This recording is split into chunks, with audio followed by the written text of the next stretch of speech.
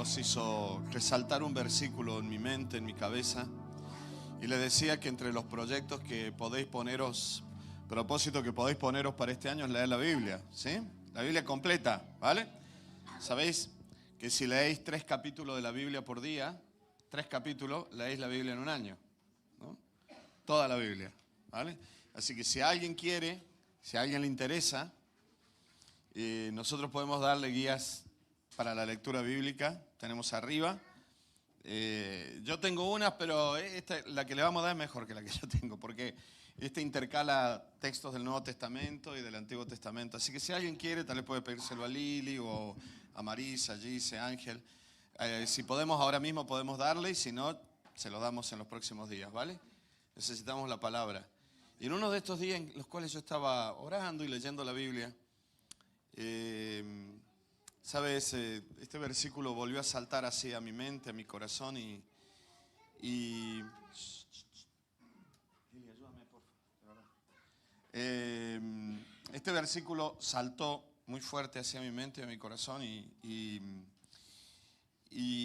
en un momento sentí, dije, yo creo que este versículo debería ser un poco... a ver, no sé cómo decirlo, porque decir la palabra, ¿no? Es como que yo soy aquí un gurú. Es muy fácil pasar de sentirte profeta a gurú, ¿no? Entonces, no soy ni profeta ni gurú, soy un pastor, ¿vale?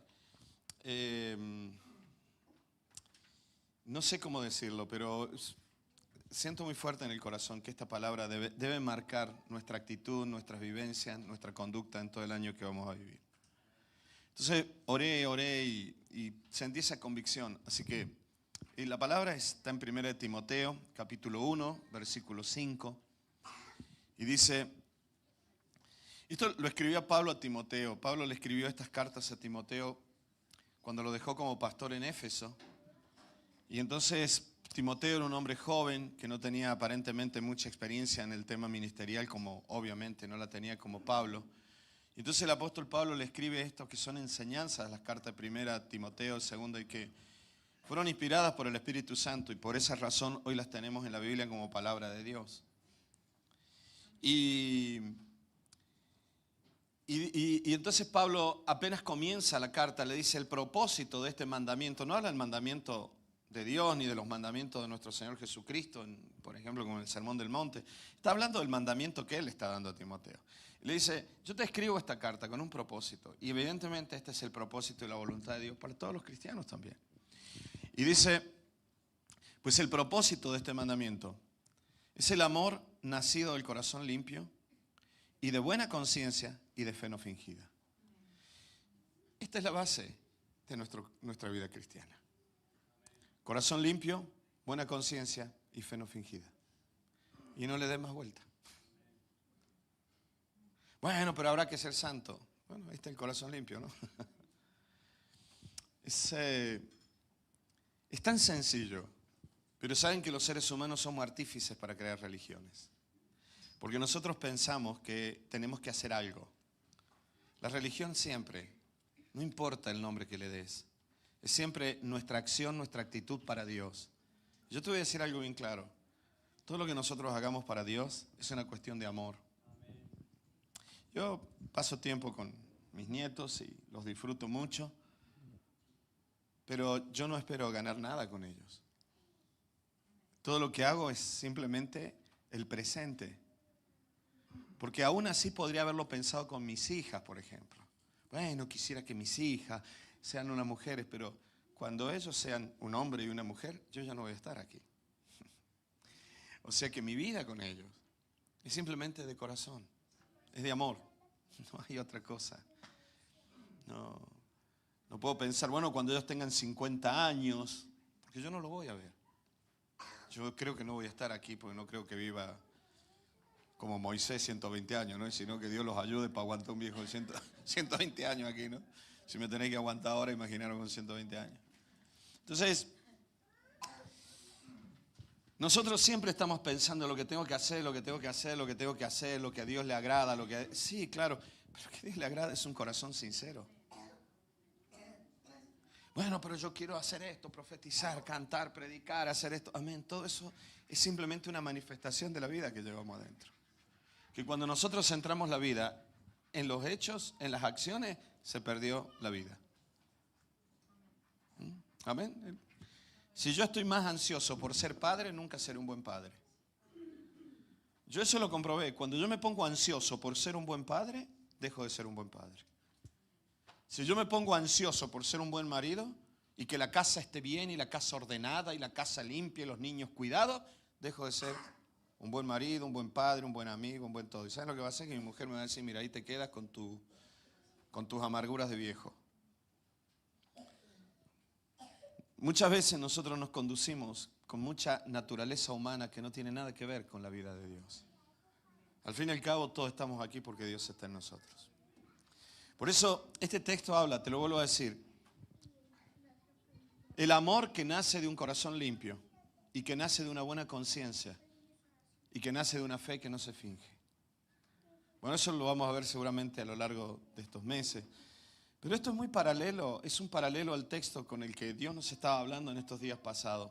Hebreos, capítulo 10, el domingo pasado lo prediqué, no tengo mucho tiempo, no quiero invertir tiempo en eso. Así que para todos los que están escuchando ahora esto en Spotify, en YouTube, en el Facebook, donde lo están escuchando, ahí está la predicación del domingo pasado, podéis escucharla porque si no se me va a ir el tiempo. Pero Hebreos, está desglosado todo esto de Hebreos 10 y Hebreos 4. Pero te decía que este texto de Hebreos es paralelo al que te acabo de leer de 1 Timoteo. Porque dice Hebreos 10, 19, así que hermanos, teniendo libertad para entrar en el lugar santísimo por la sangre de Jesucristo. Yo el domingo pasado te decía en esto, sí, permíteme simplemente hacerte este recordatorio. Todos los seres humanos tenemos libertad para entrar a la presencia de Dios. Todos. Dios no está lejos. El trono de Dios es un mundo espiritual que no tiene nada que ver con un espacio físico. No tiene nada que ver con una dimensión. Los espacios físicos los podemos a veces manejar los seres humanos. Los volúmenes. De hecho, yo tenía materias que hablaban de cómo ubicar cosas en un espacio, ¿no? Pero Dios no habita en lo físico. Interviene en lo físico. Dios habita en todo porque lo espiritual está en todo, obviamente, pero el reino de los cielos es algo espiritual. La Biblia dice que nosotros nacimos, decía Pablo, estábamos muertos en delitos y pecados, porque, claro, nacemos con vida física, vida intelectual, vida emocional, pero faltaba una vida. Y esa vida es la vida que siempre Dios le quiso dar al ser humano, que es una vida en el espíritu. Todos los seres humanos, esto es tan diabólico porque nos cuesta creer en ello. Sin embargo, no nos cuesta creer en una vida emocional. ¿Y por qué crees que existe una vida emocional? Porque la experimentas, porque amas, porque sufres, porque lloras. Por eso, si una persona nunca ha podido experimentar eso, no puede decir que no existe. Pero así como existe una vida emocional y una vida intelectual, existe una vida en el espíritu que es la vida de Dios para los seres humanos. Es algo muy diferente. Cuando nosotros aceptamos el sacrificio de Cristo por toda la humanidad y reconocemos que en la cruz Jesús murió por todos los seres humanos y en forma particular por ti y por mí, nosotros nos estamos uniendo a Él. Y es como que si yo fuera una planta y soy arrancado de este mundo y trasplantado en otro, y mi raíz está en ese mundo y empiezo ahora a dar fruto en este mundo, en este otro mundo primero. Así es la vida en el Espíritu. La Biblia dice en Colosenses que Dios nos sacó del poder de las tinieblas y nos trasladó al reino de su amado Hijo. Y Pablo en Colosenses capítulo 3 también decía, porque vuestras vidas está escondida con Cristo en Dios. Por eso yo te decía hace un tiempo atrás, nosotros somos como un bebé no nato, un bebé que no ha nacido aún en el vientre de su mamá. Esa mamá es una extranjera que llega a un país y pasa por el control de migraciones y el policía ve su pasaporte, ve que todo está en regla, le pone un sello y la mujer pasa. Pero el bebé no se le pide, el bebé va dentro de la mamá. Porque si la mamá está en condiciones de pasar y es reconocida como una ciudadana que puede entrar a ese país, El bebé también, porque va en ella. La Biblia dice que nosotros ya estamos unidos a Cristo. Y si Cristo está a la diestra del Padre, nosotros estamos sentados con Él, dice la Biblia, en esos lugares celestiales. Esto es una cuestión de fe. Y que se puede experimentar. Y eso podemos vivirlo. En la antigüedad, solo el pueblo de Israel podía adorar a Dios así. En el templo de Jerusalén había un atrio, un lugar que era para los que no eran judíos. Y había otra zona que era para los que no eran judíos, que se habían hecho judíos, pero aún así no podían estar adorando como el resto. Aún así, todo el mundo, como mucho, solamente los varones podían traer un sacrificio, un cordero al altar. Las mujeres ni llegaban allí. Podían hablar con un levita, con un sacerdote de cerca, le daban el corderito para que lo sacrificara. Y los que trabajaban en ese lugar eran solo los de la tribu de Leví. Y dentro de la tribu de Leví, solo los descendientes de Aarón eran los únicos que podían ser sacerdotes en el templo. Y entrar al lugar santo, que era donde estaba la mesa, los panes, el candelero con las luces que simbolizan la luz de Dios. Pero había un velo en ese templo y en ese tabernáculo. Y detrás del velo estaba el arca de la alianza. Y dice la Biblia que allí estaba la presencia de Dios. A ese lugar solo podía entrar ni siquiera todos los sacerdotes, solo el sumo sacerdote una vez al año. O sea, quiero que entiendas esto. Era la casta, de la casta, de la casta, de la casta, el que podía entrar allí. En Hebreos dice que ahora, por Cristo, todos los seres humanos, sin distinción de que seas hombre, mujer, extranjero, no extranjero, bautizado, no bautizado, puede tener acceso con libertad al trono de la gracia. Esto es algo maravilloso, iglesia. Esta verdad a mí me ha cambiado la vida. Yo hace poco le hablaba a una persona que es del mundo de los artistas en España y charlando de estas cosas porque tengo una carga muy grande de hacer una actividad evangelística en todo este mundo. Y yo le decía, esta es la razón por la cual yo le entregué mi vida a Cristo. Dejé mi carrera, dejé la facultad, dejé absolutamente todo para predicar este evangelio. Porque creo en una vida eterna, iglesia. Creo en una perdición eterna también. Creo en un cielo, creo en un infierno. Creo en un Dios eterno. Creo en un Jesús que murió por nosotros en la cruz. Y que pase lo que pase, no hay nada que Él no pueda cambiar, no hay nada que no pueda hacer. Y aunque nada cambiara en mi vida, en mi existencia aquí en la tierra, yo sé que yo ya tengo vida eterna en Cristo. Y esto es algo maravilloso. Y todos ustedes tienen acceso al trono de la gracia. Podéis pedirme oración para que yo ore por vosotros y estar juntos en oración. Pero eso no significa que vuestro acceso a Dios sea yo. Yo soy solo un pastor, no un sacerdote que intercede entre los seres humanos y Dios. El único y gran intercesor es Jesucristo. Y esto es algo maravilloso. Solo fe, solo gracia en Él. Por eso dice, por este camino nuevo y vivo. Recuerda que Jesús dijo, yo soy el camino. Él resucitó, por lo tanto vive. Que Él nos abrió a través del velo. ¿Te acuerdas lo que te dije? En el tabernáculo estaba ese velo que se rompió. Hoy tenemos acceso. Esto es de su carne. Como dando a entender la naturaleza, Jesús murió como humano en la cruz. Y entonces el autor de Hebreo dice, aquel velo que nosotros sabíamos que existía en el tabernáculo y que luego existió en el templo. Ese velo, ¿sabes? El día que Jesús moría en la cruz, dice la Biblia que se rasgó de arriba abajo. Lamentablemente, la Semana Santa tradicional, la mayoría de las veces no coincide con la verdadera Pascua, porque son de dos calendarios diferentes. Pero a mí me da mucha pena que en la Semana Santa se habla de todo, siempre de un Jesús muerto, llorando, pero no se habla de un velo que se rompió, por ejemplo. Porque el día que Jesús murió se abrió el velo, se rompió. Los sacerdotes se habrán quedado impresionados, porque de pronto ellos estaban allí, ellos no podían entrar al lugar santísimo y ahora el velo se rompe y ven el lugar santísimo. Y dice, madre mía, ¿qué está pasando aquí? Resulta que aquella presencia de Dios que se suponía que habitaba en ese lugar santísimo, ahora estaba al alcance de estos hombres también. Y el texto de Hebreo dice, en realidad todo eso era un símbolo, porque Dios no habitaba exactamente ahí, no puede ser contenido por un templo. No hay ningún templo que contenga a Dios, porque si no apaga la luz y vámonos. Lo que aquel día estaba pasando es la demostración de que hay un velo que separó siempre al ser humano de Dios. Y ese velo habita y es lo humano. Porque el día en que Jesús moría como humano en la cruz, aquí este texto dice, y ese velo era su humanidad, su carne. Y si en su carne Él representaba la humanidad entera, significa que la humanidad de Daniel, que no reconoce a Dios, que se enfada con Dios, que se queja de Dios, es el velo que siempre dentro de mi alma me separa con Dios. Dios, para todos los que han aceptado a Jesucristo, no tiene que ser buscado afuera. Tenemos que aprender a mirar hacia adentro, en lo más profundo del ser.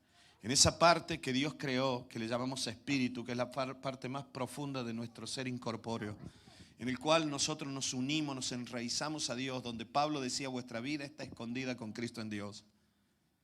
Cuando nosotros volvemos el alma hacia ello, ahora vamos a hablar de esto un poquito, entonces la vida de Dios fluye. Y nosotros tenemos ahí una comunión profunda con Dios. No hacen falta templos, ni ir a ningún lugar. Pablo decía lo mismo que Moisés, no hace falta subir al cielo ni bajar en lo más profundo, porque si lo crees con toda tu boca y lo confiesas con tu corazón. Y Jesús dijo, de vuestro interior fluirán ríos de vida. Pasa que el mundo cristiano, evangélico, de lo que a mí me compete, nos encanta pensar en que todavía estamos en el Antiguo Testamento y viene el Espíritu de arriba y nos visita y se va. ¿Sabes por qué? Porque eso no involucra nuestro ser interior. Mientras el Espíritu va y viene, va y viene, va y viene, en la creencia de muchos evangélicos, el ser interior sigue intacto. Pero cuando nosotros pensamos que hay que empezar a buscarlo en lo más profundo, en la oración profunda, empezamos a encontrarnos con nosotros mismos. Y allí encontramos algo que el apóstol Pablo le llamaba la carne, que es toda esa naturaleza humana que no tiene nada que ver con la voluntad de Dios. Y no te hablo solo de aquellos pecados que entre comillas se les llama pecados morales, porque da lo mismo un tipo que engaña a su mujer, aquel que está maltratándola constantemente, agobiándole la vida con que no es lo suficiente buena madre ni lo suficiente buena mujer para estar con él. Eso también es pecado. Y eso también es carne. Y eso también es Adán. Y lo mismo puede ser con la mujer, con el hombre, ¿no? No voy a estar aquí en feminista, ¿vale? Por eso aquí dice, tenemos un gran sumo sacerdote en la casa de Dios. Acerquémonos con corazón sincero, en plena certidumbre de fe. Purificados los corazones con agua pura. Bueno, es lo mismo que te leí antes de que Pablo le escribió a Timoteo. Y en el capítulo 4, versículo 15 dice, porque no tenemos un sumo sacerdote que no pueda compadecerse de nuestras debilidades. Ya no es un ser humano el que entró ante el Padre, ante Dios para orar. Una vez al año entraba el sumo sacerdote para orar por los pecados del pueblo. En el pueblo de Israel, hoy mismo, en todo el mundo judío, en el mundo entero, se celebra un día, que es el día de Yom Kippur. Yom significa día, el día del arrepentimiento. Es el día del perdón. Ese día se ayuna a las 24 horas y solamente se pide perdón por todos los pecados. Cuando existía el templo, el sumo sacerdote entraba y le pedía perdón al pueblo. Claro, así que sería muy bueno que te encuentres con alguien las 24 horas antes y las 24 horas posteriores, ¿no? Porque se va a arrepentir dentro de 24 horas y te va a pedir perdón y la otra está reseteado, empezado de nuevo, ¿no? Pero no lo pilla a mitad de año porque te la va a hacer. Entró, dice la Biblia, Cristo una vez y para siempre. Y con Él estamos todos nosotros unidos. Por eso yo te decía hace un tiempo atrás, la vida de aquel que aceptó el sacrificio de Cristo es como un grupo de flores que han sido cortadas y puestas en un jarrón con agua. Ese jarrón es Cristo y el agua es el Espíritu. Si tú tienes el Espíritu de Dios en tu vida y yo lo tengo, es porque juntos estamos en el mismo Espíritu. Y no es que el Espíritu ha sido repartido en pedacitos, sino que estamos metidos, unidos, todos en el mismo Espíritu de Dios. Todos estamos en Cristo y por estar en Cristo, Cristo está en nosotros. Yo no soy superior a ti ni tú eres superior a mí. Estamos en Cristo. Esto es algo maravilloso. Esta es la esencia del cristianismo. Esta es exactamente lo mismo donde lo veas y de qué óptica lo veas. Esta es la esencia. No es mi interpretación, es lo que ha sido revelado en la palabra. Y entonces decía, Él entró y se compadece de nuestras debilidades, porque fue tentado en todo, pero nunca pecó. Así que mira lo que dice, acerquémonos, giremos el alma, giremos la vida. Confiadamente, wow, confiadamente. Es como que alguien te dice, hey, puedes llamarme con confianza. ¿Sí? Hace poco alguien me dijo, ¿le puedo decir a la chica que trabaja conmigo, bla, bla, que te llame, no te molesta? Mi expresión fue, dale mi teléfono que me llame cuando quiera. ¿Sabes lo que estoy diciendo? Que con toda confianza me llame. Me llame. Este texto dice, puedes entrar con confianza al trono de la gracia. ¿Sí? Amén. Hace poco yo estaba durmiendo y dos personajes chiquititos me despertaron. Tuvieron miedo de noche y se cogieron de las manitas y vinieron hoy. Me despertaron. Subieron arriba mío en la cama. ¿Y por qué pueden hacerlo? Porque tienen confianza. Yo no sé cuántos de ustedes vienen a mi casa, se meten ahí, suben arriba de mi cama y me dicen, Dani, Dani, ¿no? Pero ellos sí.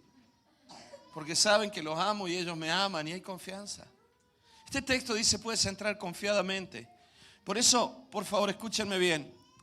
Si algo yo le pido a Dios que caracterice nuestra vida este año, que esté caracterizada por dos aspectos. La vida en una oración profunda. No una oración solo por las peticiones ajenas. Y les voy a decir algo más, hermanos. En todo el mundo, Dios está llevando a la iglesia cosas como esta. Si ustedes ven todo lo que yo he predicado el año pasado, os voy a confesar algo. Yo no estoy siguiendo a otros predicadores y predicando lo mismo, sinceramente se los digo. Yo oro y le pido a Dios que me hable. Pero una de las cosas que me ha llamado muchísimo la atención, cómo en muchísimos lugares del mundo, pero en lugares muy lejanos a nuestro contexto, Dios está hablando exactamente las mismas palabras. Yo hace poco escuchaba una predicación de un pastor y decía, Dios mío, yo le decía a Lili, pero te das cuenta, parece que hemos predicado el mismo, hemos preparado lo mismo. Dios está llevando a la iglesia a esto, a una oración profunda. Hace poco yo hablaba con una hermana y me decía, este año, Dani, con todos los conflictos y sufrimientos, a mi marido y a mí, Dios nos ha llevado a una oración más profunda, mirarnos hacia adentro. Yo decía, Dios mío, pero es lo mismo que yo he estado predicando. Dios está preparando una iglesia para el tiempo que viene. Así que saquémonos el ropaje de evangélico y entremos en la profundidad de una oración mucho más profunda. Y que tiene que ver con enfrentarnos a nosotros, porque lo primero es la sinceridad. Pablo decía, no te creas sabio en tu propia opinión. No, la culpa es de ella, no, la culpa es de él. Yo soy buen cristiano. Olvídate de eso. Ese es Adán. Que cuando Dios le dijo, ¿por qué comiste del árbol? Ah, la mujer que tú me diste comió del árbol que tú creaste y engañada por la serpiente que tú pusiste. Esa es la naturaleza de Adán, siempre echando culpa. Te voy a decir algo más, hermano. El que no ha resuelto su culpa vivirá culpabilizando a todos los demás. ¿Me ha escuchado? Los que no resuelven su culpa culpabilizan a los demás.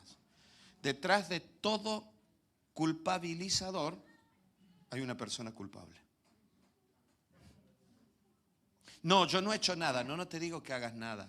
Yo lo que te digo es que tú no te aceptas como eres. Y te vives condenando. Tal vez toda la vida te exigieron más de lo que pudiste dar y creciste con la culpa como parte de tu ego. Es que tú no haces lo suficiente. Es que aquel lo hizo mal. Es que la culpa ha sido de este. La culpa ha sido de aquella. El que vive culpable culpabiliza a los demás. Como el que vive alegre, alegra a los demás. Pero ahí quedó. Si alguien tiene frío, que se ponga esa chaqueta, ¿vale? Bueno, la vida de oración, la oración profunda. ¿Amén? Y eso es enfrentar sinceramente mi carne. Y entonces, la segunda parte de todo esto es que como una manifestación de la oración profunda va a aparecer la manifestación de la vida de Dios. Es una nueva acción evangelizadora. La iglesia se tiene que meter en la oración profunda y entonces va a empezar a ver la vida que fluye en ellos. Por eso te hablo de la oración y de la voluntad. Te lo voy a desglosar un poquito para que tengamos ahora un tiempo para orar. La oración y también la voluntad que al fin y al cabo nos hacen libres. Por eso te decía recién, siempre hubo un velo que escondía el brillo de Dios. Mira, hay dos palabras generales en hebreo para usar que se traducen como la palabra nuestra, gloria. Una es kabod, que es la más usada. Cada vez que en el Antiguo Testamento lees gloria, la mayor parte, el 90%, es kabod. Y kabod significa lo que una persona tiene, la riqueza, el honor, el nombre, el prestigio, la familia, ¿no? La gloria.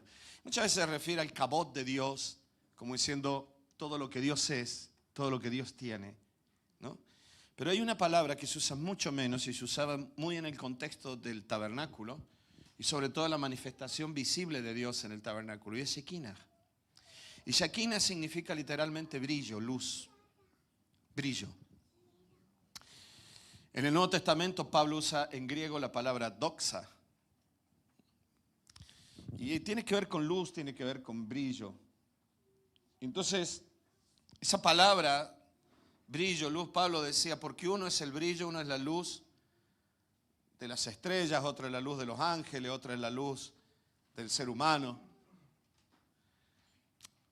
Por eso hay una palabra, te decía en hebreo, que es Shekinah, que era ese brillo, esa luz. Siempre se asocia en la Biblia la palabra luz con la palabra vida. Mejor dicho, el concepto, luz con el concepto vida. Por ejemplo, Juan cuando comienza a escribir en el Evangelio de Juan, dice, porque en él estaba la vida y la vida fue la luz de los hombres. Es como si tú pudieras, si a ti se te diera la posibilidad de ver físicamente la vida. Nosotros no vemos físicamente la vida, nosotros vemos la manifestación de la vida en los seres vivos, que eso es otra cosa, ¿no? Pero no vemos la vida, ¿no? Pero si tú pudieras ver la vida, es como si la mejor manera de ver la vida sería como una luz, ¿no? Según la Biblia. Es más, metafóricamente Jesús dijo, el que me sigue a mí andará en la luz de la vida. Siempre se asocia con claridad, con luz, con brillo. Por eso Pablo decía, uno es el brillo de los seres humanos, de los astros celestiales, y otro es el brillo de Dios. Y en el Antiguo Testamento Shekinah era esa luz que por las noches dice que en el tabernáculo había como una columna de luz, en la antigüedad dice de fuego, como Moisés cuando vio la zarza, Moisés dice ardía pero no se consumía. Tal vez si lo hubiéramos visto nosotros, después de haber ido a comprar cosas a los chinos, diríamos, era como un montón de LED, ¿no? ¿Sí? Como ir a comprar a los chinos en época de Navidad, que ves luces por todos lados. Bueno, pues Moisés dijo, era una zarza que ardía pero no se consumía. Yo creo que lo que estaba viendo Moisés era una luz brillante. La Biblia dice que cuando Jesús se transfiguró y los discípulos lo vieron, sus vestidos dice que eran blancos como que brillaban de lo blanco que era. Dice que vino una nube blanca como brillante y lo envolvió. Todas estas manifestaciones de luminiscencia que aparecían siempre se relacionaban a la vida. Y en el Antiguo Testamento dice que detrás de ese velo había una luz. Por ejemplo, a veces lo dice directamente, que de allí salía esa columna de fuego, ¿no? De luz. Pero otras veces indirecta, porque dice que el tabernáculo estaba perfectamente cerrado, estaba hecho con pieles. Yo venga a salirme de la cámara y me van a matar los que están. Me tengo que coger de aquí así. Estaba hecho de pieles, perfectamente cerrado. Por lo tanto, entrar al lugar santísimo, porque en el lugar santo había un candelero, pero en el lugar santísimo no había otra luz. Entonces, ¿cómo veían ellos ahí? Evidentemente había una luminiscencia allí que era la presencia de Dios. Siempre se relaciona a la luz con la vida, con la gloria de Dios. La gloria siempre estaba, y esa luz siempre estaba detrás del velo. Nunca estaba de este otro lado. De este otro lado los seres humanos solamente creían y esperaban que ese Dios que habitaba del otro lado del velo respondiera a sus oraciones, que le perdonara sus pecados, que todo cambiara. Te hablo de esa gloria detrás del velo, tanto en el tabernáculo como en el templo. A esto se refiere Pablo en 2 Corintios 3:13, que dice, viene hablando de todo esto y dice, bueno, mira, te lo voy a leer en la Nueva Versión Internacional. Yo le voy a pedir a los chicos que pongan ahí la que tienen ellos, pero en la Nueva Versión Internacional dice así, 2 Corintios 3, del 12 voy a leer. Ya que este nuevo camino nos da tal confianza, el nuevo pacto, podemos ser muy valientes. No somos como Moisés, quien se cubría la cara con un velo para que el pueblo de Israel no pudiera ver la gloria. Y aún cuando esa gloria estaba destinada a desvanecerse. Pero la mente de ellos se endureció. Y hasta el día de hoy, cada vez que se lee el antiguo pacto, el mismo velo les cubre la mente. ¿Te acuerdas cuando yo te decía que el alma esencialmente tiene 3 partes? Todo nuestro mundo racional, nuestro mundo emocional y nuestra voluntad. El alma se divide en esas 3 partes. El alma no es ni buena ni mala. Para donde tú le inclines, será buena o será mala. ¿Vale? Amén. El alma es emociones, pensamientos, voluntad.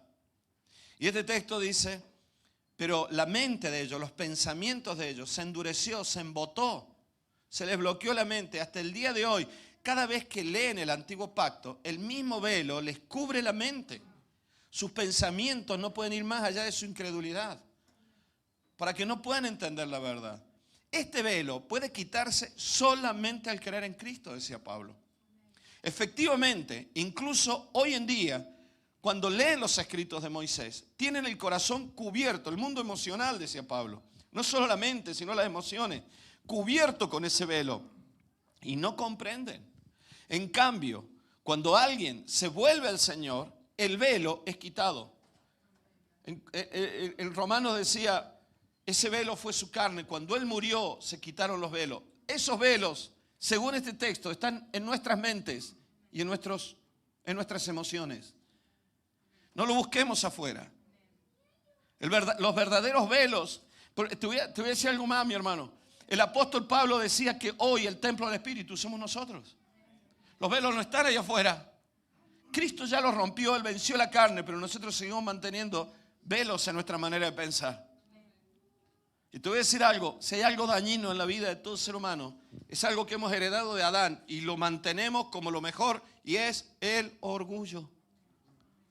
El orgullo tiene 1000 formas. 1000 formas. El orgullo se llega a disfrazar hasta de voz de Dios. Porque es que Dios me habló. Aleluya. ¿No? Bueno, pero Daniel, no, a mí Dios me habló. ¿No? Dios me dijo que tengo que abandonar a mi esposa y buscarme otra. ¿No? Tiene 50, me vale para 2 de 25, así que una sola. El Señor me habló, aleluya. Eso es carne. Nuestro orgullo es tan camuflable que se viste hasta de voz de Dios. De autolástima, de pobrecito de mí. El orgullo es muy malo, hermano. Cuando alguien se vuelve al Señor, el velo es quitado. Pues el Señor es el Espíritu. No hay diferencia, creemos en un Dios, en 3 personas, Padre, Hijo y Espíritu. Pero uno. No se puede dividir en partes. Por eso te dije, ¿por qué tengo yo el Espíritu Santo y el Espíritu Santo está en mí y está en ti? Y Cristo está en el cielo con el Padre. Porque el Señor es el Espíritu. Y todo es ese jarrón de agua sobre una mesa maravillosa que es el Padre. Y el jarrón es Cristo y el agua es el Espíritu, por así decir. Todo es uno. Y porque estamos en Él, Él está en nosotros. Y se manifiesta en todos los lugares. Dios es eterno. Dios es infinito. Dios no puede ser limitado por tiempo y espacio. Dios sigue siendo Dios. Y Pablo dice, el Señor es el Espíritu. Y donde está el Espíritu de Dios, allí hay libertad. Así que todos nosotros, a quienes se nos ha quitado el velo, a cara descubierta, dice en Reina Valera, podemos ver y reflejar la gloria del Señor. ¿Cómo reflejamos la gloria de Dios a este mundo? ¿Cómo reflejamos la luz de Dios? Sin velos en el alma, mi hermano. Bueno, pero habrá que hacer una campaña evangelística. Yo eso lo he visto en Argentina. Amén. Sí, gloria a Dios. Yo aprendí algo también a lo largo de los años. Que toda la gente que iba a las campañas evangelísticas, por encuesta, el 90% de ellos fue llevado por un amigo. Y mientras iban en el autobús, en el metro o en el coche que lo llevaba a la campaña evangelística, el otro le iba hablando de Cristo. O sea que lo que escuchó en la predicación fue una parte de la vida que ya el otro le venía dando. Es la vida que fluye en nosotros. También he visto tanto evento evangelístico, iglesias que crecen tanto y a los años se empiezan a pelear unos con otros porque no lo dejan predicar, porque el otro lo dejan cantar, porque el otro no le dejan ejercer su ministerio. Y al final te das cuenta que no había vida, había mucho orgullo y mucha carne. Por eso dice, a quienes se nos han quitado los velos del alma, podemos ver y reflejar la gloria del Señor. El Señor, quien es el Espíritu, nos hace más y más parecidos a Él a medida que somos transformados a su gloria e imagen. No sé si tú recuerdas, Dios le dijo a David, yo no necesito un templo para habitar, David. Tú no me puedes construir una casa a mí. Yo te voy a construir una casa a ti. Pero tú no me puedes construir una casa a mí. A Esteban lo apedrearon porque Esteban dijo, Dios no necesita un templo. Dios no necesita templo construido por manos humanas. Y se volvió loco y lo apedrearon, lo mataron a Esteban. Mártir, primer mártir de la iglesia. A Jesús no sabían por dónde pillarle hasta que uno dice, Él ha dicho que se destruirá el templo y lo construirá en 3 días. Y Jesús no lo negó. Y dijeron, ya está, suficiente, matémoslo, ¿no? Por eso, Dios no necesita templos. Los templos, lamentablemente, los necesitan los seres humanos. Porque el templo, y hoy tanta gente va a Israel y ora en el Muro de los Lamentos. ¿Para qué? Si el Espíritu de Dios está aquí ahora. No quiero ofender a nadie, pero todo aquello era sombra y figura de lo que iba a venir. Por eso Pablo dijo, vosotros sois templo del Espíritu de Dios. Y habla de la santidad, pero déjame ahora, quiero que quede claro que Pablo está hablando de cuidarlo en tanto a la santidad, ¿vale? O sea, quiero que quede claro. Pero déjame decírtelo de otro punto de vista. ¿Sabes? A veces yo pienso que también en forma figurada se está hablando del templo en nosotros. Que nosotros somos como un templo, como el templo de Jerusalén o como el tabernáculo. ¿Sabes por qué? Porque ese lugar santo en donde entraba el sacerdote todos los días, donde estaba el candelero, donde estaban los panes, donde estaba todo esto, a veces pienso, es mi alma, es mi mundo emocional, es mi intelecto, es mi voluntad. Pero hay un lugar mucho más profundo y reservado, que es mi espíritu. Es esa parte de mi ser interior, de mi alma, que se relaciona solo con Dios, donde mora y habita la presencia de Dios. Ese es el lugar santísimo. Y si lo ves desde este punto de vista, te das cuenta que hay un lugar donde todo el mundo puede tener acceso a ti. En lo exterior, ¿no? En los atrios del templo. Pero cuando tú te metes un poco más a una persona y te abre el corazón, te abre los pensamientos, es como entrar a ese lugar santo. En el lugar santo entraban los sacerdotes todos los días para oficiar la adoración, la alabanza a Dios.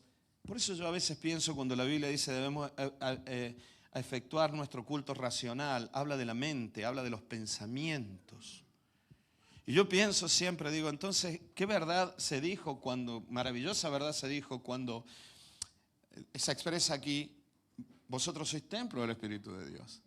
Es como que mi alma es ese lugar santo, debería ser ese lugar santo, antesala de ese santísimo, de ese lugar donde mora Dios y de donde sale y fluye la presencia de Dios a través de un alma limpia.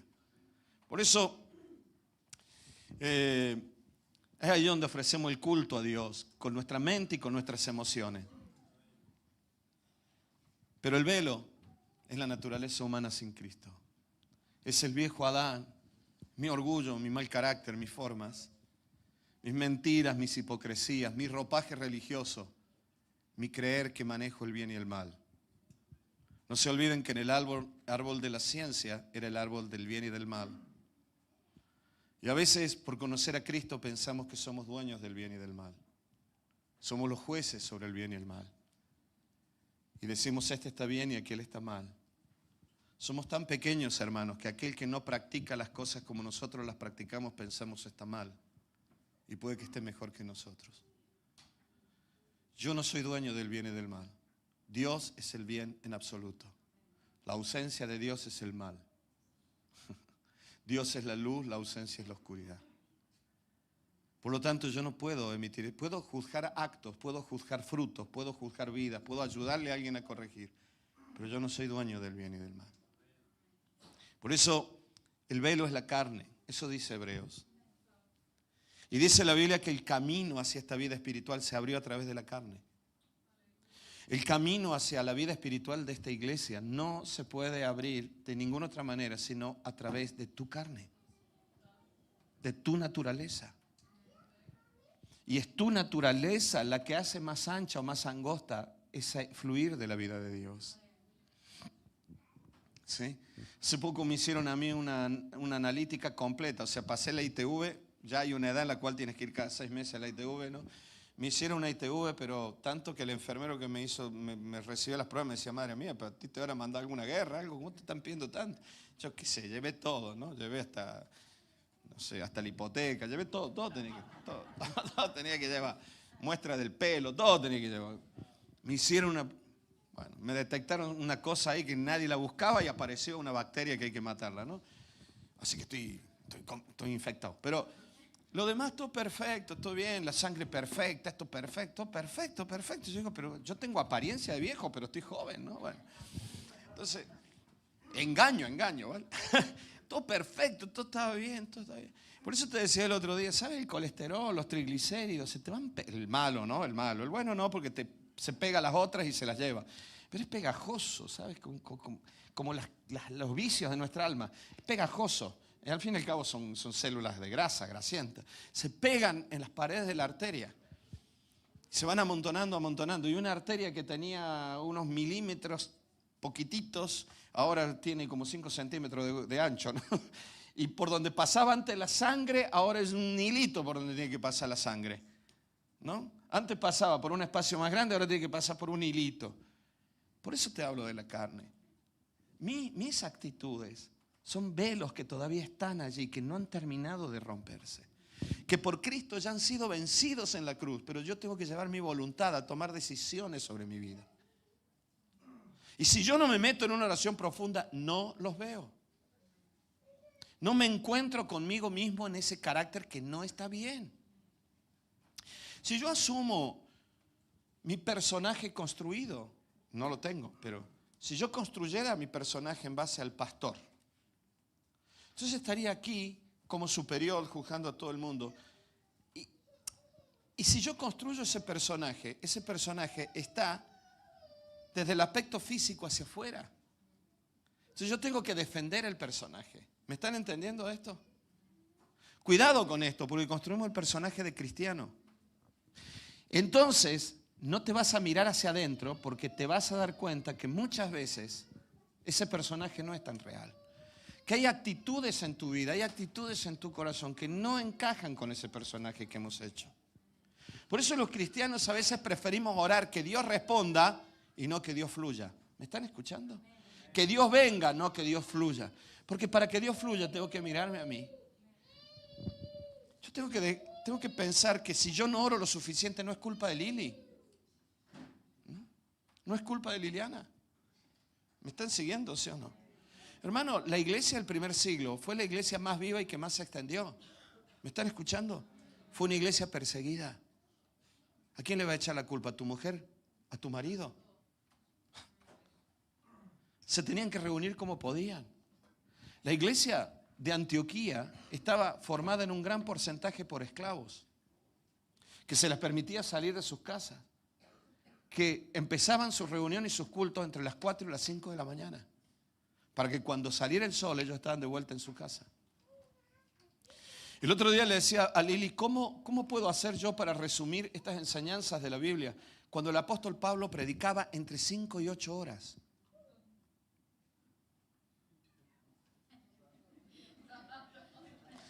Ya sé, yo no soy Pablo. Ni por lo bueno ni por lo malo. No soy Pablo, no se asusten. Sí, él hablaba 5 horas y no te aburrías, ¿no? Yo te hablo 1 hora y ya está, ¿no? 5 horas hablaba Pablo. 5 horas. No, y deja que lo apunte en el móvil, lo aprovecho para grabarlo. Pero encima después de eso pasaba Pablo y lo mismo venían los otros a perseguirte. ¿A quién le vas a echar la culpa? Que por culpa de tu mujer tú no oras lo suficiente, que por culpa de tu marido tú no oras lo suficiente. Nosotros estamos cargados de argumentos, hermanos, que son velos que impiden que la gloria de Dios se manifieste. Cuando vamos a la oración profunda, ahí nos vemos con Dios. Por eso, el velo es la carne y muchas veces será un asunto de la voluntad, no del intelecto y mucho menos de las emociones. No esperes sentirlo. Hace un tiempo atrás alguien me decía que cuando tú hablas, Dani, me quebrantas. Bueno, gloria a Dios, pero te dura poco porque luego te pegas con fixo. Vives quebrantándote. No te quebrantas espiritualmente. Es un sacudón emocional, pero no hay una decisión detrás. No es una cuestión solo de las emociones ni del pensamiento. Es una cuestión de la voluntad. Y la voluntad no siempre es la razón, porque si tú razonas, intelectualizas, o sea, elaboras un plan, un pensamiento razonado sobre el tema, probablemente te dejas llevar por todo el problema. Porque todo lo que está sucediendo te está llevando a pensar de una manera determinada. La voluntad es una decisión. La mente razona y evalúa, la voluntad decide. Es otra cosa muy diferente. Eso te lo va a decir cualquier psiquiatra, cualquier psicólogo, cualquier pastor. Y hay un momento en el cual yo tengo que tomar una decisión sobre mi mundo interior y dirigir mi voluntad a aquello que es la voluntad de Dios. A veces, te decía el otro día, las emociones vienen descontroladas como un río. Y esas emociones liberan sentimientos. Imagínate, abres las compuertas de un gran dique y sale un montón de agua. Y a medida que esa agua va pasando, va arrastrando troncos, cañas, piedras, todo lo que lleva a su paso. Ese dique que se abrió liberó una emoción, por ejemplo, temor. Y los troncos son sentimientos de desprotección, de soledad, de fatalidad, de abandono. Y entonces le echamos la culpa a nuestros padres porque a mí me abandonó, porque me tenía que recoger del colegio y llegó 10 minutos tarde, entonces hoy tengo miedo al mundo porque... El asunto está que a veces las emociones vienen como un río y se descontrolan y arrastran hasta nuestra manera de pensar. Otras veces, escúchenme bien por favor, recién lo citó Lili antes, cuando van y le dicen a Lázaro, tu hija ha muerto, no molestes más al maestro. Otras veces nuestra mente nos miente o genera un pronóstico totalmente desfavorable y pensamos que todo está perdido, que no tiene sentido ni siquiera orar. Te lo vuelvo a decir, necesitamos esa oración profunda que va a generar la vida que se va a transmitir hacia afuera. Pero para hacer esa oración voy a tener que muchas veces mover mi voluntad, porque las emociones y el razonamiento van a ir exactamente en contra. A Lázaro le dijeron, es que tu hija murió. Dime la verdad. Sale el médico del quirófano y te dice, familiar de tal, lamentamos decirle que acaba de fallecer. Hicimos todo lo posible, pero se nos quedó en la operación. Ya está. Manda un guase diciendo no oren más. No tiene sentido. Mi hijo se fue de casa. Me pegó un portazo y me dijo, mamá, ¿y se te ocurre escribirme? Todo se terminó entre nosotros. Tú no eres mi madre, se acabó. Tú no eres mi padre, se acabó. Todo está terminado.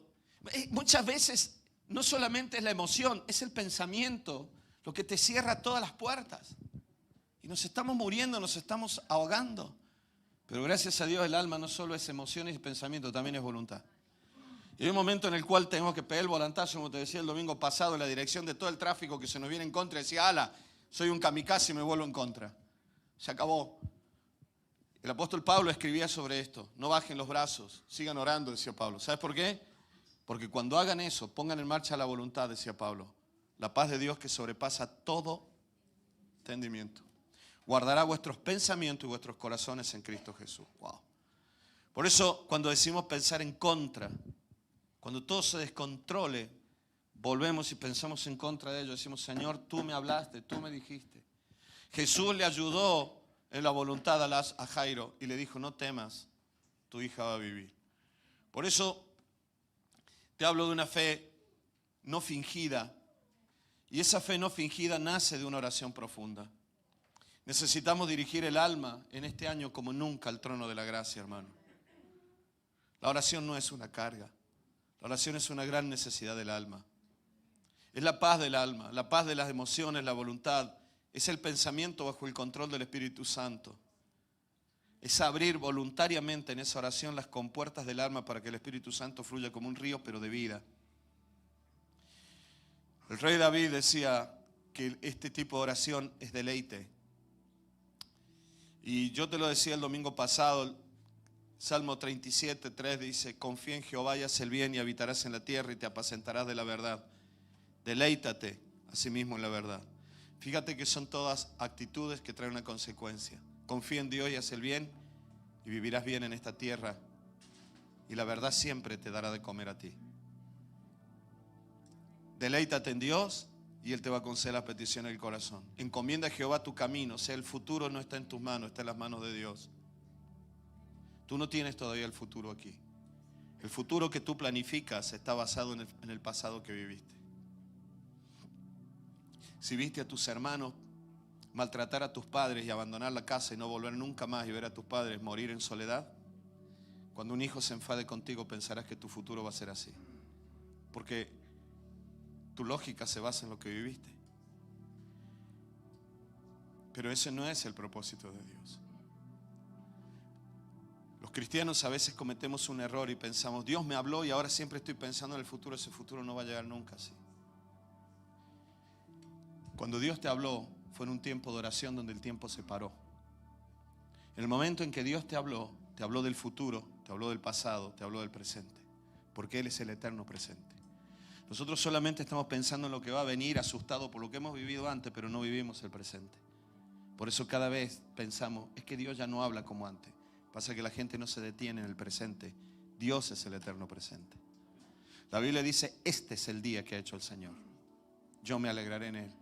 Decir, Señor, gloria a Dios, ahora tengo este momento contigo, se acabó todo, voy a dejar de pensar en lo que viene. Bueno, pero Dani, es que yo planifico mi futuro porque Dios me habló, gloria a Dios. Cuando Dios te habló fue porque paraste todo y Dios te habló.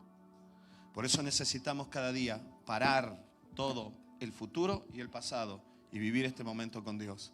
Es allí donde Dios te recuerda sus promesas y vuelve la fe. Pero si no, los velos siguen estando en el corazón.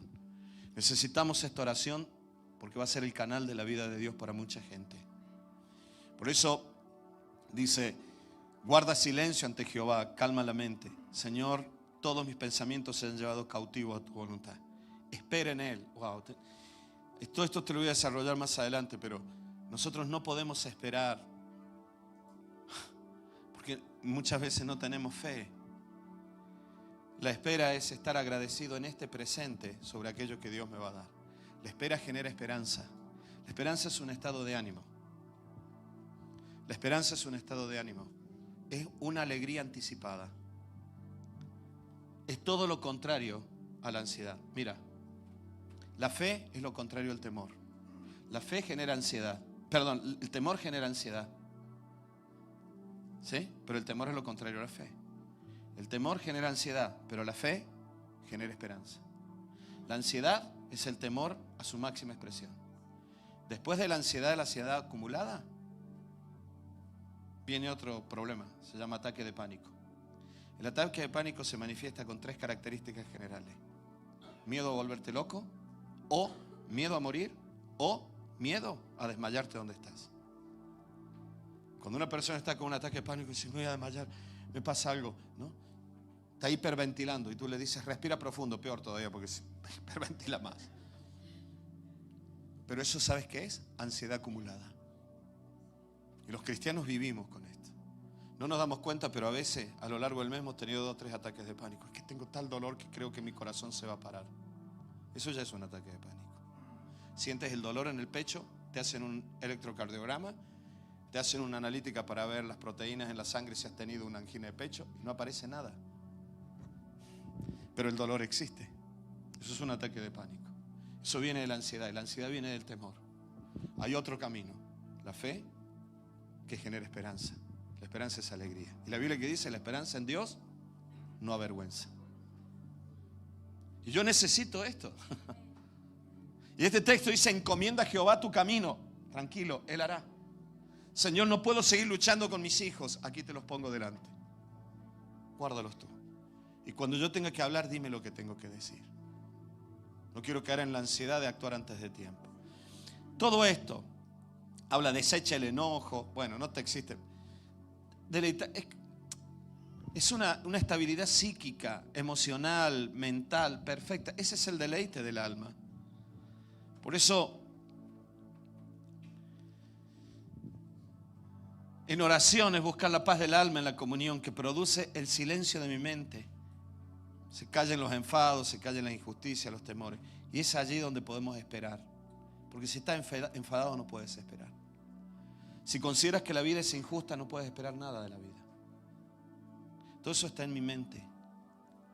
Todo eso está todos esos son los velos que impiden que la gloria de Dios sea manifestada.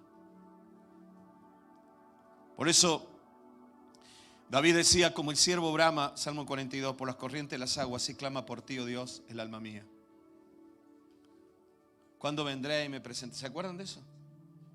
Mi alma tiene sed de Dios. ¿Y qué le dice Dios a esa alma que es voluntad, emociones e intelecto? ¿Qué le dice? ¿Por qué te abates, su alma mía? ¿Por qué te turbas dentro de mí?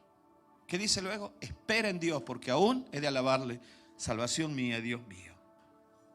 El versículo 6 decía, Dios mío, mi alma está abatida dentro de mí. Amén.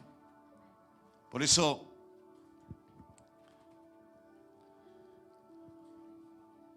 los momentos hermosos del pasado fueron esos momentos de un presente maravilloso. Pero hoy necesito descansar el alma en oración.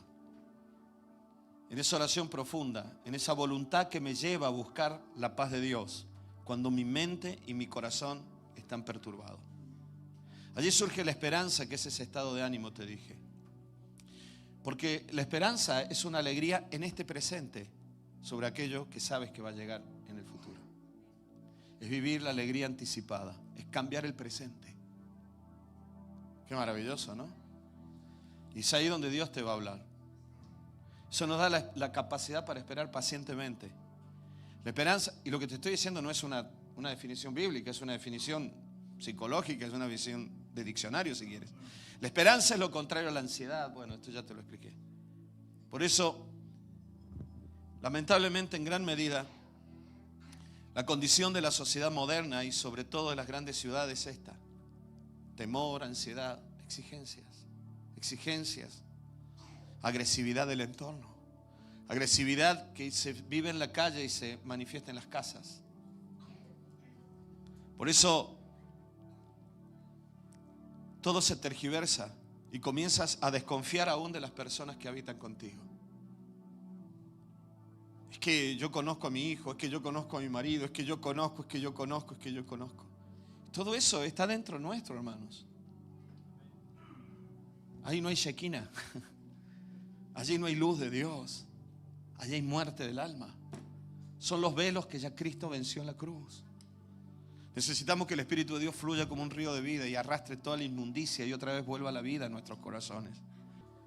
Hermanos, por favor escúchenme unos minutos en esto. Tenemos que enfrentar el personaje que hemos construido.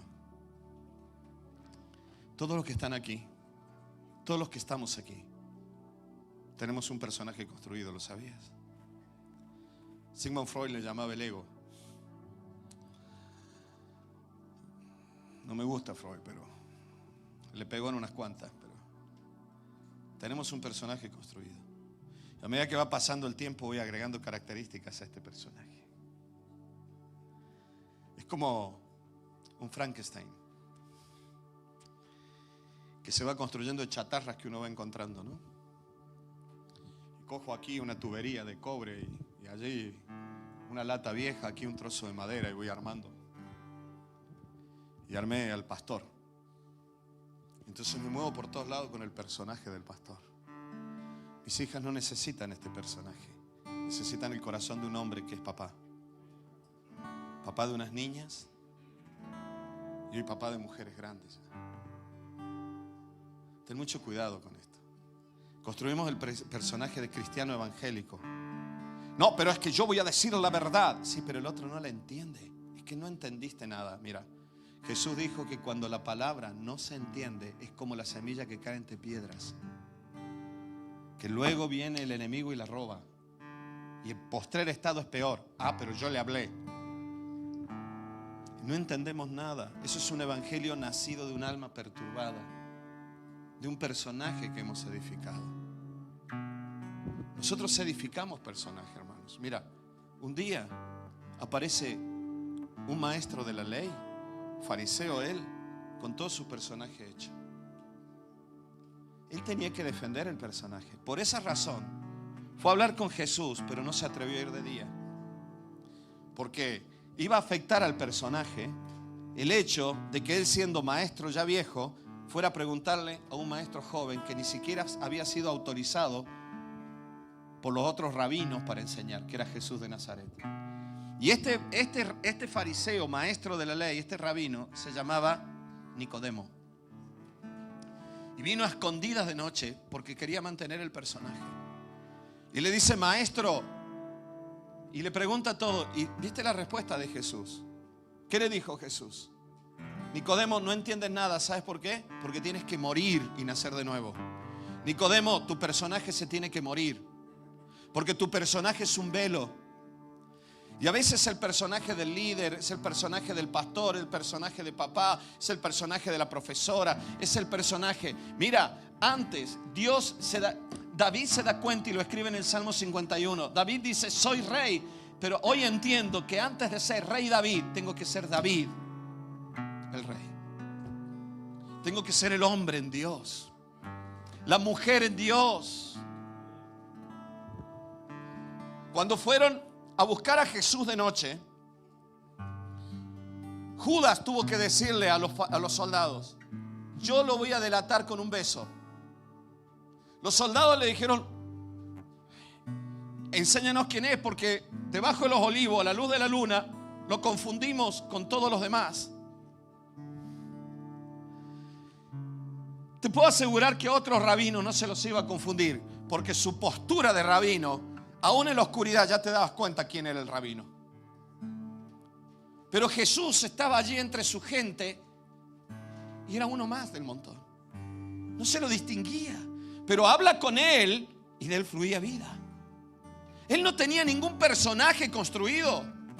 Nosotros llevamos el personaje por delante, nuestra alma estructurada en una fachada muchas veces.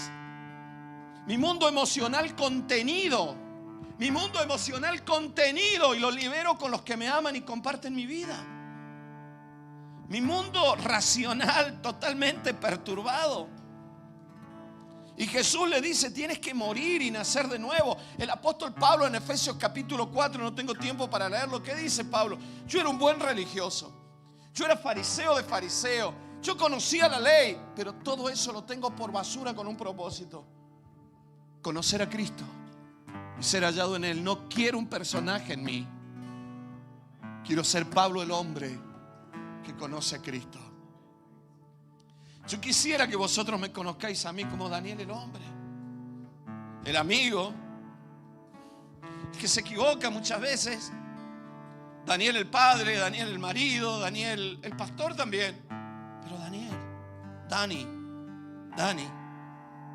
Lili se ríe y me dice, ¿te das cuenta que Dani es un apodo para un muchacho joven? Te has puesto viejo y sigues siendo Dani.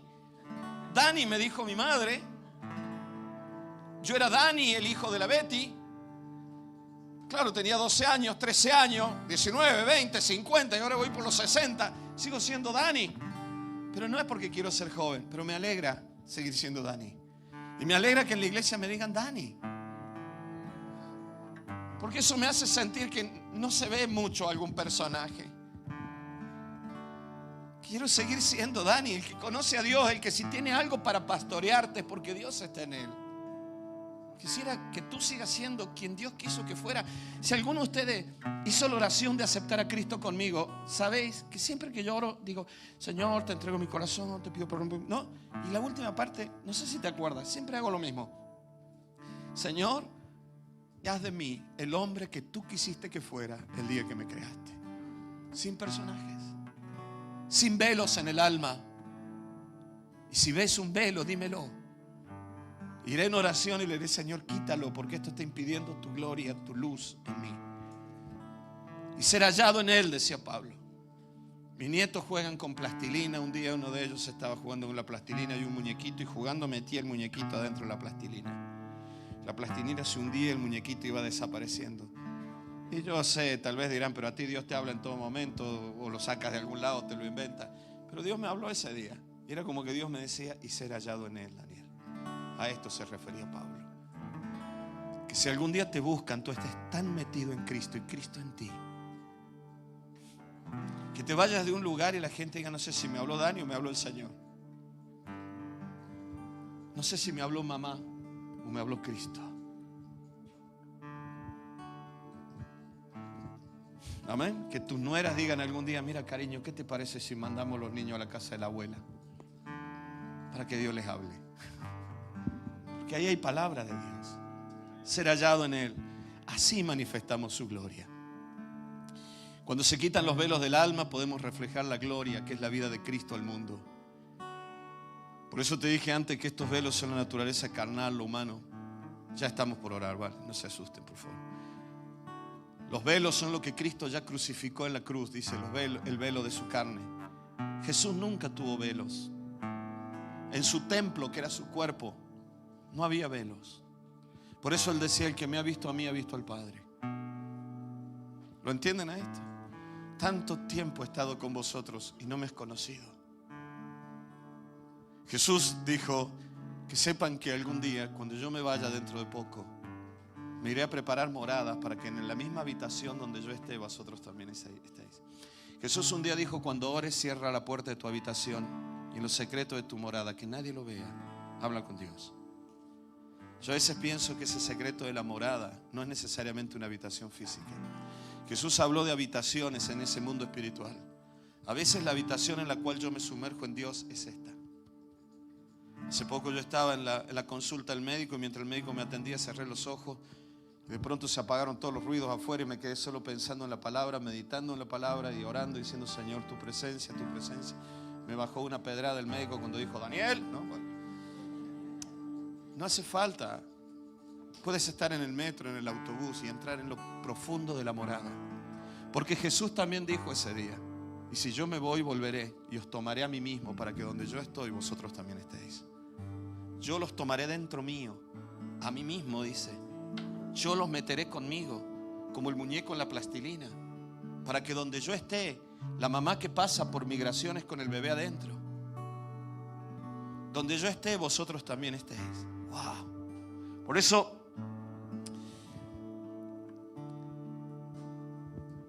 Jesús dijo, todos los que tengan sed vengan a mí y beban, y de vuestro interior fluirán ríos de vida. Este mundo necesita vida. Por eso te dije al principio, la primera parte de esta predicación te hablé acerca de la oración profunda en el alma. Sumergirnos en una oración, Dios y yo, cayéndose los velos que impiden que la gloria fluya. Esta última segunda parte te estoy hablando acerca de que esa vida en donde nosotros estamos enraizados, como en la vid verdadera que fue Jesús, fluye por la savia, ahora fluye por el pámpano para producir el fruto. Desde lo más profundo de tu ser va a fluir una vida y esta será una nueva acción evangelizadora.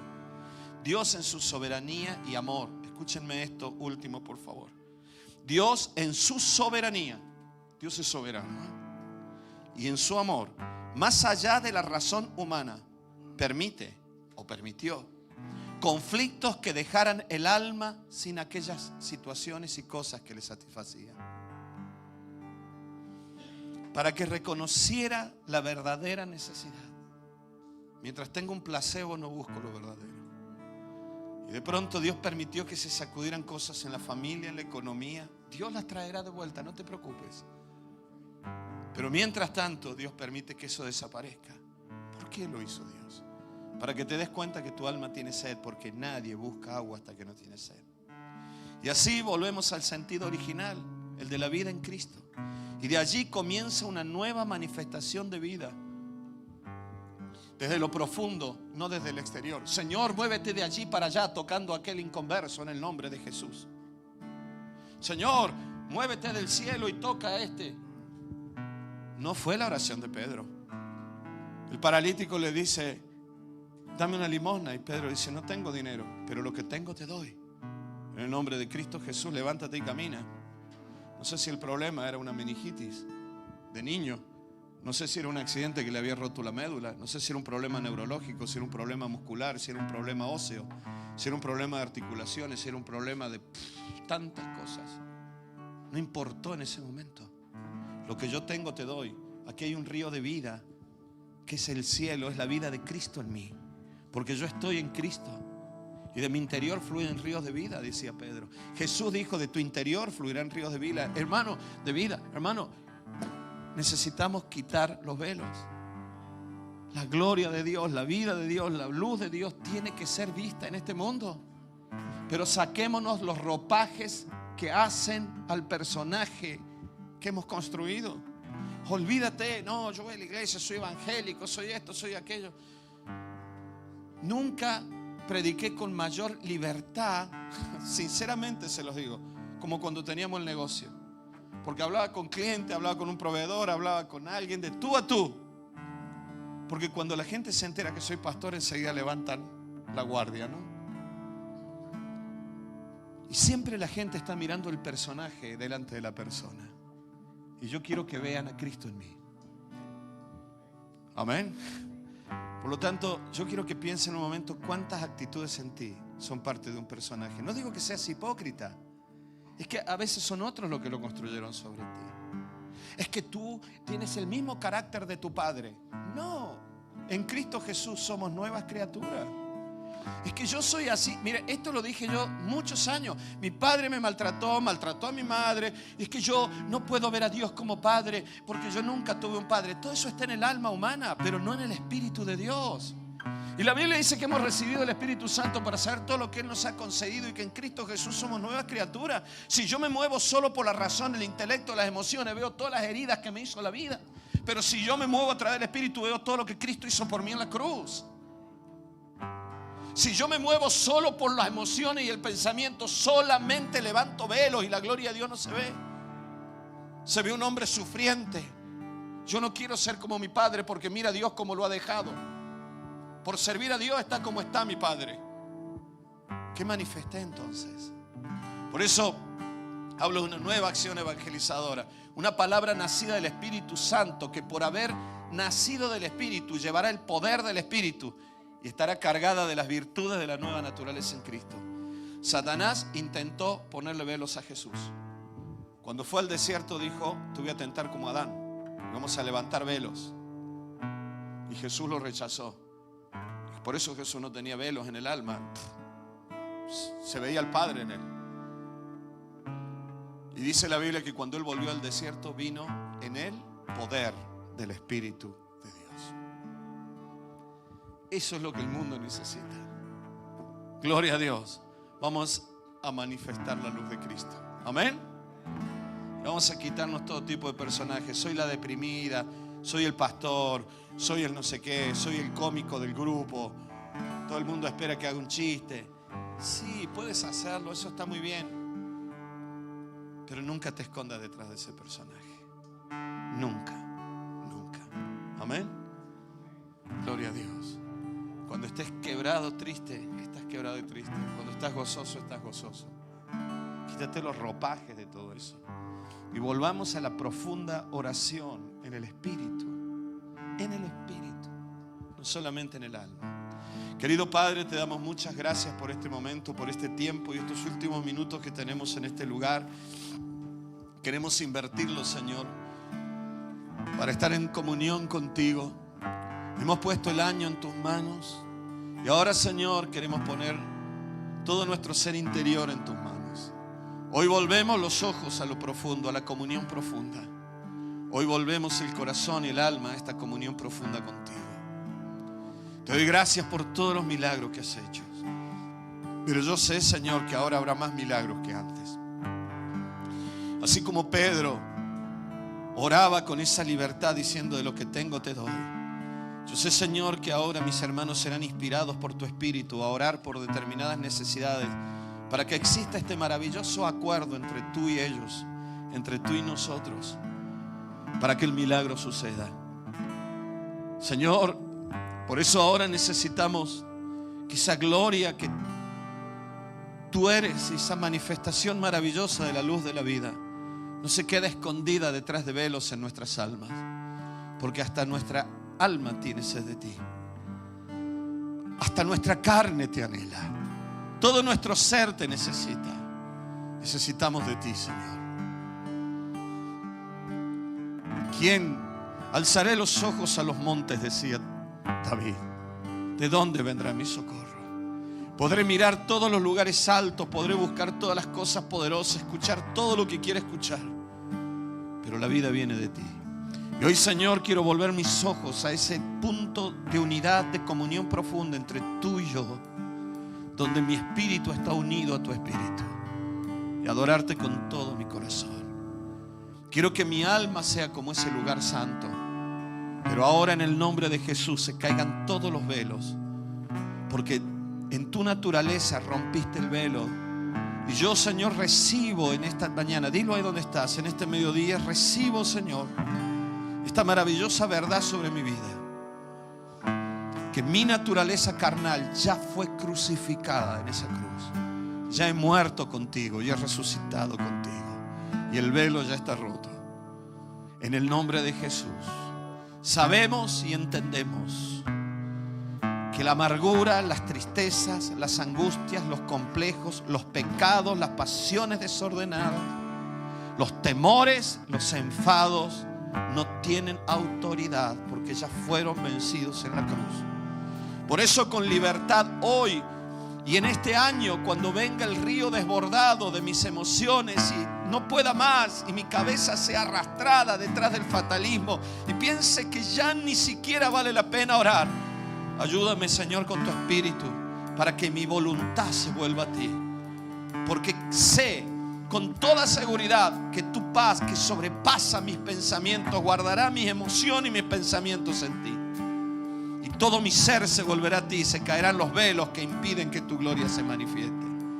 Y así, Señor, queremos mostrar tu vida, tu gloria, tu luz, tu vida a todas aquellas personas que lo van a necesitar. Gracias, Señor, porque tu Espíritu Santo ya ha sido derramado y ya está sobre esta humanidad. Y hoy, Señor, sabemos que está en nosotros y ha sido derramado en nosotros, que tu Espíritu Santo está en nosotros.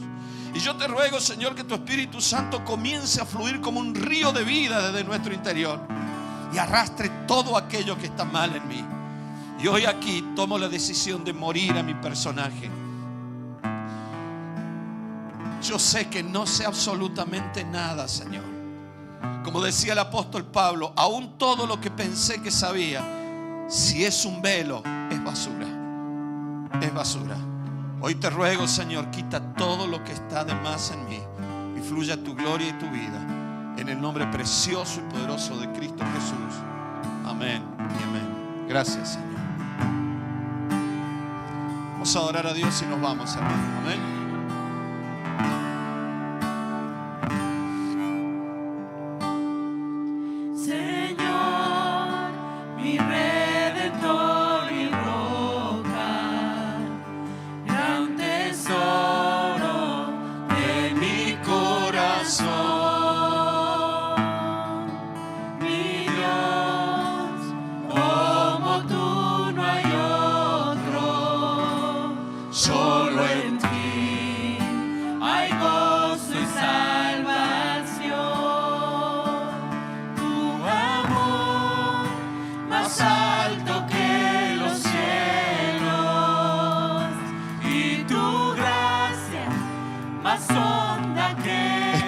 Nosotros, iglesia, es Cristo en nosotros, es Cristo en ti y eres tú en Cristo.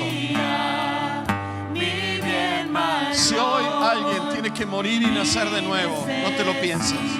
Dile: Señor, yo quiero entregar aquí delante de ti este carácter, estas formas, esta melancolía, esta tristeza, esta ansiedad, esta preocupación.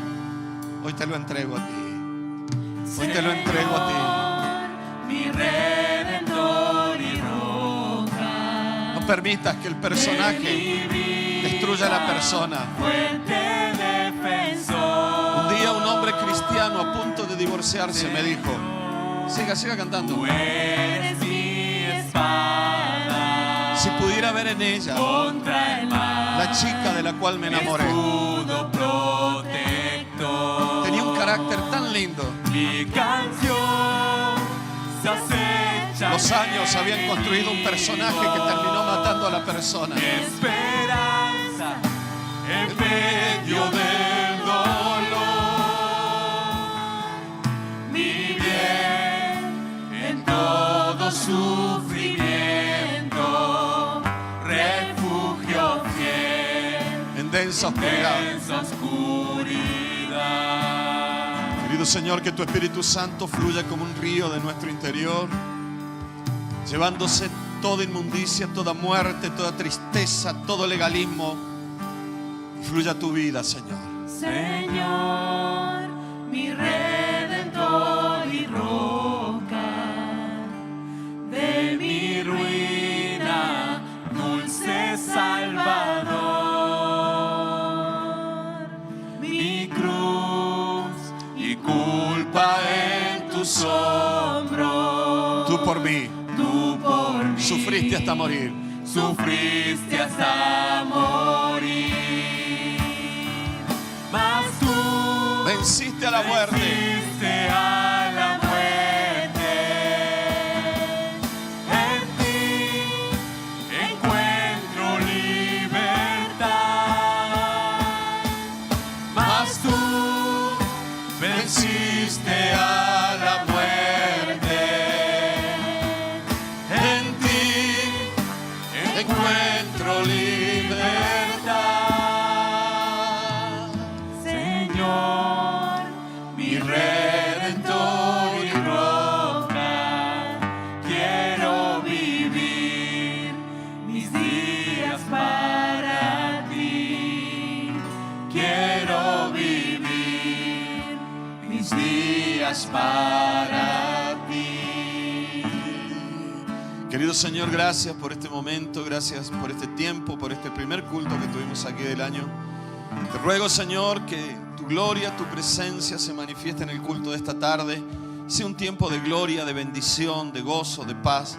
Te ruego, Señor amado, que pongas tu mano y esas bendiciones que ya tenemos en los cielos, en los lugares celestiales contigo, a lo largo de este año se manifiesten sobre tu pueblo. En el nombre precioso y poderoso de Jesucristo. Amén y amén.